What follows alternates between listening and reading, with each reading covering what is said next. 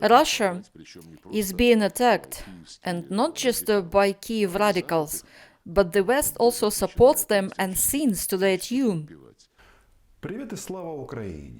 Hello and glory to Ukraine. Sergey Viktorovich Lavrov, for an entire hour and maybe longer, was talking to journalists from the group of companies Russia Today about hardship of the Russian Federation, about how difficult the life can be when everybody hates you and wants to attack. Besides, Kiev radical, by Kiev radical he means Zelensky and his people, who flunked, by the way, the contest for special anti-corruption prosecutor, which is too bad. Don't do that again.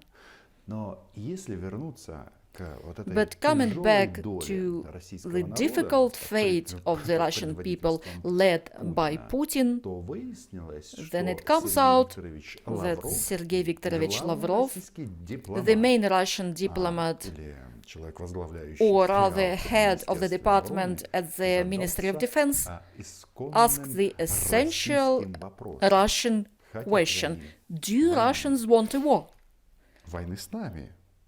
A war with us, a war with NATO, a war with the whole world, a war with common sense. Subscribe to my YouTube channel. My name is Tsymbaliuk, and here we call things as they are. And you can consider this as a preamble from Sergey Lavrov as his congratulations with the new year. And additional question: do you consider for yourself the possibility of escalation of the situation, spilling it into armed conflict, and what will be your reaction? You know, our philosophy is well and long time ago known. It can be reflected in a famous song, "Do Russians want a war?" No, we don't want a war. Before that, Sergey Viktorovich spent a lot of time retelling his favorite lecture, "World Through Russians' Eyes," not in the direct sense, but in a figurative sense. He was talking that everybody blames Russia, but Ukraine does not carry out Minsk agreements, but we are for peace. You say that we occupied something. No, no, no. You say that we issue passports, but we're just following Polish example. You say that we, included that territory in the taxation area of the Russian Federation. No, we do this all for people. It is Ukraine to blame, including, yes, France and Germany. So what's the bottom line of all this? President Putin said this again, that we don't need conflicts and we hope that nobody else needs conflicts. We will strictly ensure our safety with all assets that we will deem fit, because we already carry out a war, and not just one, and everywhere our enemy is the West. We shoot in Ukrainians and we think that we kill Americans. And what's most interesting, Sergey Kajugetovich, who has the same name with Sergey Lavrov, told us yesterday that horrible Americans are already placing chemicals, weapons at the demarcation line in Donbass, that is at the front line, in order to, yes, to kill bearers of Russian passports.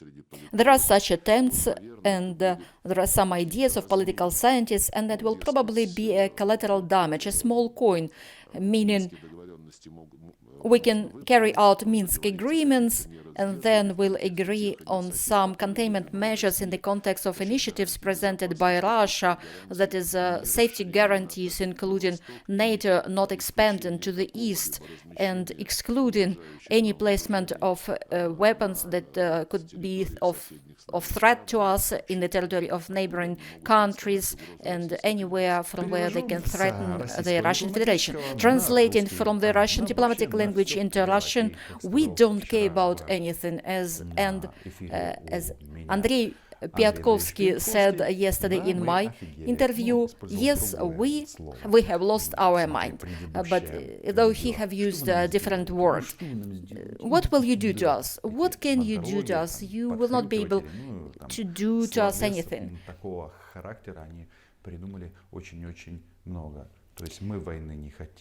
That is, we don't want a war, but you force us. You attacked Ukraine. We attacked Ukraine as part of the defense strategy. We kill people to ensure our safety.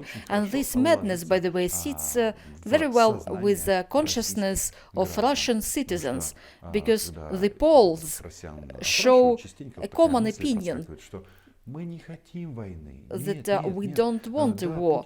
No.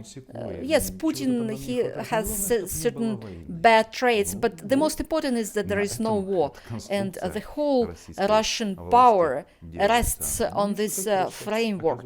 But it's not everything is not that simple, because this mantra influences only those who watch Russian TV, and mostly they are elderly people who will not go to war. Who will go to war? Yes, young people will be forced. Dear Russian citizens, are you sure you need that?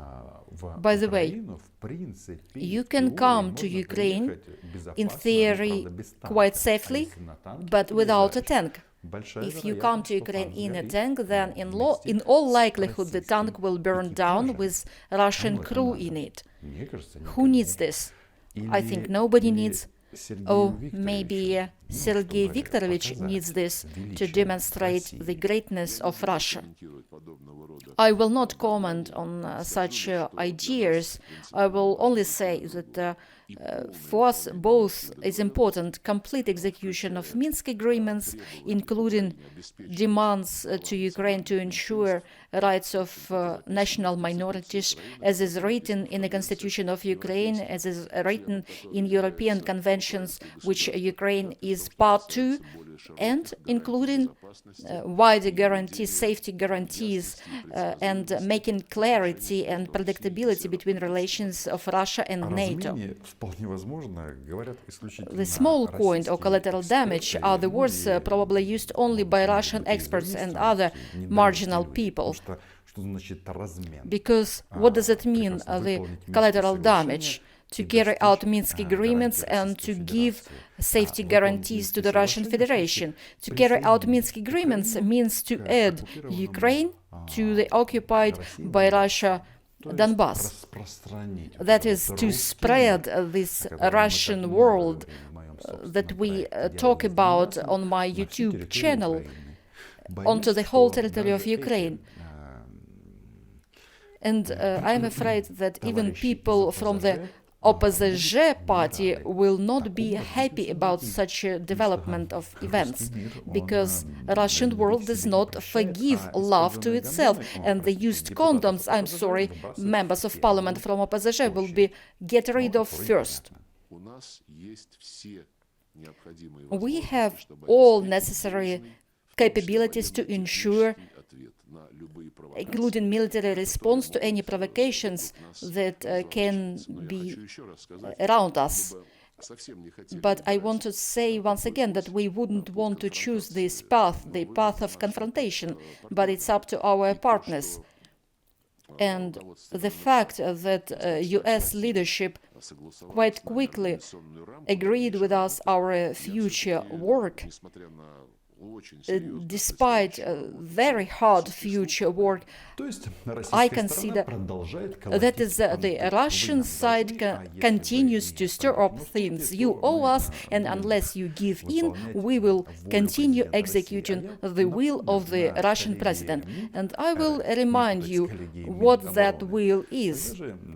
Putin said directly that we need to maintain tension between us and the West, because this is the way when they listen to us.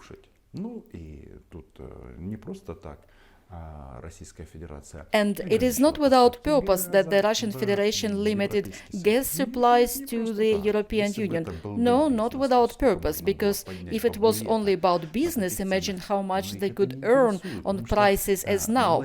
But they are not interested in money. They've got enough money. And once again, not a single compromise about Ukraine. They are fixated on this goal. They really have two gods, Putin and Ukraine. And something tells me that all the attempts of one god to topple another god, that is Ukraine, will end up in vain.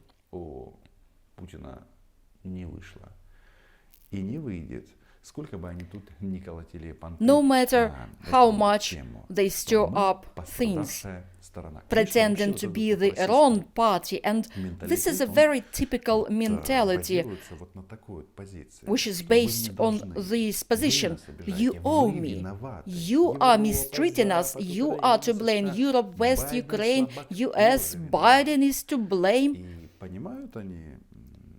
And they understand, do you know when things start to change in their head? When somebody kicks them in the face. Of course, it is not a diplomatic way to say, it is a figurative way to say, but when you come to the negotiations and start saying, guys, we will start kicking you in the face, and you will see immediately change of attitudes from them. But unfortunately, it's not a Petersburg backyard. Everything is different, and tens of thousands of lives are at stake, and everybody tries to pacify those thugs from the Petersburg clan.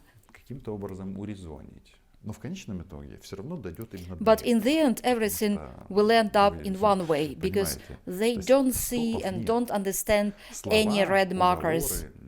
The words have no effects. We wouldn't want to choose this path, the confrontation path, but it is up to our partners. And the fact that the US leadership quite quickly agreed with us our future work, despite the hard work ahead, I consider it a positive step considering the upcoming new year. But the confrontation is started not by the West. Vladimir Putin mentioned rockets placed in Poland and Romania. But the thing is that 10 years ago he was talking about the same thing, and everybody told him, calm down, you've got a nuclear bomb. And then this topic went off the agenda, and now Vladimir Putin feels again suddenly that he needs to demand safety guarantees that we can attack without any consequences to us. That's probably what it is about. Anyway, it seems like a trick, but it doesn't mean that they will not shoot. We must understand that. And you see, in the end, even Sergey Viktorovich Lavrov mentioned the upcoming New Year. Santa Claus? No, not even Saint Nicholas will not come to them. Santa Claus will not come to them either, because they have been on too bad behavior for quite a long time.